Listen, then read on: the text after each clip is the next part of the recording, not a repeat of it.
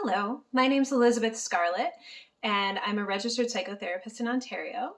And I facilitate a training for safeguards called Confronting Suicidal Ideation and High-Risk Behavior.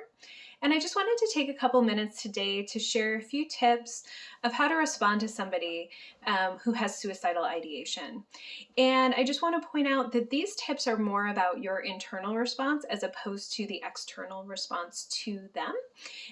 Because I think that there's a lot of strategies out there for skills and de-escalation. And if you want to learn more about that, by all means, we talk about that a lot in my training. But I want you to, this is more about the mindset in approaching that. So the first thing I want you to think about, and this is the most important, if you take anything out of this, take this, is tuning into your own humanity as well as the humanity of the person in front of you. If you stick with this as your guiding principle, it is going to help you see that the person in front of you is in pain, they have needs that are unmet, and you can help them and support them in feeling less isolated, and ideally in figuring out what those unmet needs are and working toward meeting those needs.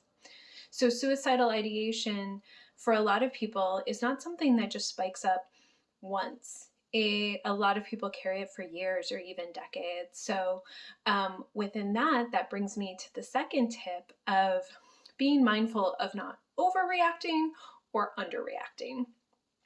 So ways that we underreact tends to be by minimizing what the person is going through. They always say this stuff. It's just a cry for attention.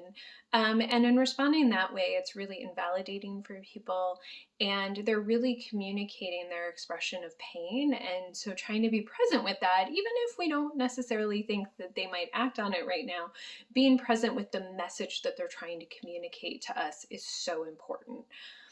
On the flip side, sometimes we tend to overreact, and we very quickly hear the word suicide or somebody saying, I just don't want to wake up in the morning.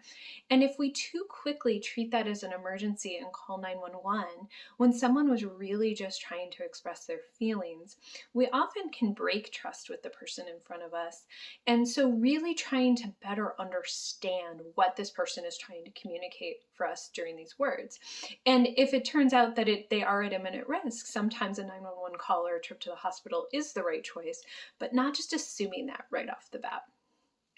And lastly, a lot of us, especially regulated health professionals, were trained in a way to protect our licenses, and that can become really dangerous. So I want to just remind you that if you are behaving in a way that is ethical, that is attuned to the client's needs, and you're doing what you can to assess and support, your license is likely going to be safe.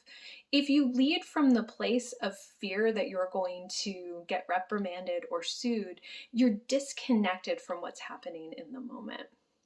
So I hope this was helpful. Again, tune into your humanity and the humanity to the person in front of you. Don't overreact or underreact, and don't worry so much about your license. Do what is ethically right, follow your code of ethics, and be present for the person as much as possible, and get your own support as needed. So I hope to see you in the training, Confronting Suicidal Ideation and High-Risk Behavior. Thank you.